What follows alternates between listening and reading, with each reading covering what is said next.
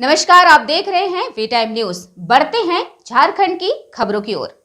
झारखंड कांग्रेस के प्रदेश प्रभारी गुलाम अहमद मीर ने राज्य के लोगों को भरोसा दिलाया है कि नए साल में फिर से चुनी हुई नई सरकार शिद्दत और ईमानदारी से काम करेगी। जो वादे चुनाव से पहले गठबंधन ने जनता से किए गए हैं, जिसको लेकर राज्य की जनता ने गठबंधन सरकार को बहुमत दिया है। उन्होंने कहा कि झारखंड में मैया सम्मान योजना को सबसे पहले लाया, जो अब पूरा देश के लिए मॉडल बन गया है। इसके अलावा जो गारंटी दी गई है उसे हर हाल में पूरा किया जाएगा।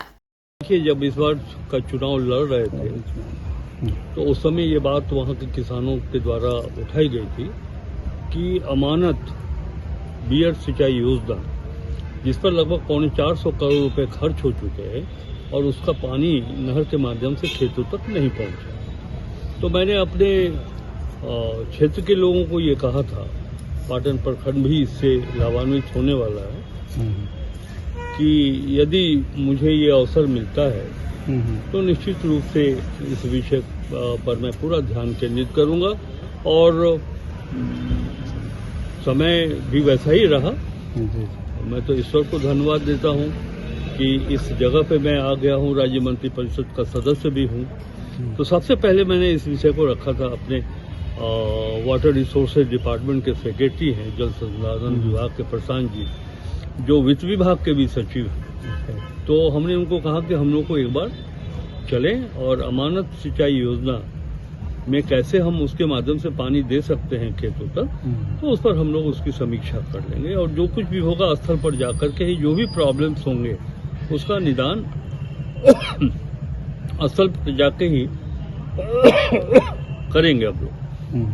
उसी क्रम में आज अभियंता प्रमुख और सेक्रेटरी साहब, पलामू के डीसी, पलामू के जो नगर आयुक्त हैं, तमाम अधिकारी वहां पहुंचे थे। हम लोगों ने देखा है, वहां बात की है। आपको हम जानकारी देते कि अमानत सिंचाई योजना से पांकी, लेसरीगंज, पाटन और तरासी के लगभग 23,000 हेक्टेयर जमीन सिंचित होंगे।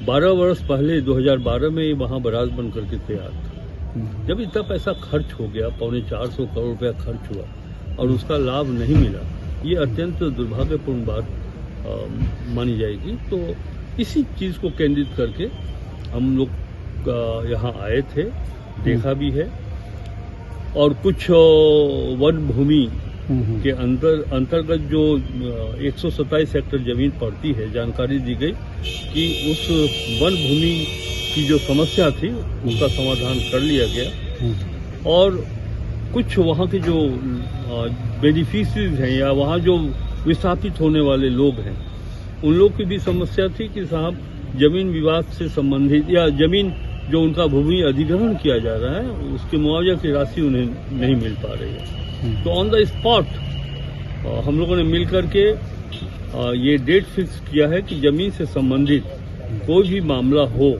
जिसके कारण मुआवजा नहीं मिल रहा हो, तो इसके लिए 30, 31 जनवरी और 1 फरवरी 3 दिन का कैंप लगाइए, लोगों को इनवाइट करिए कि आपकी क्या परेशानी है और उसका निराकरण करिए और उसके बाद 15 फरवरी तक जो कंपनसेशन देना है वो कंपनसेशन दे दिया जाएगा।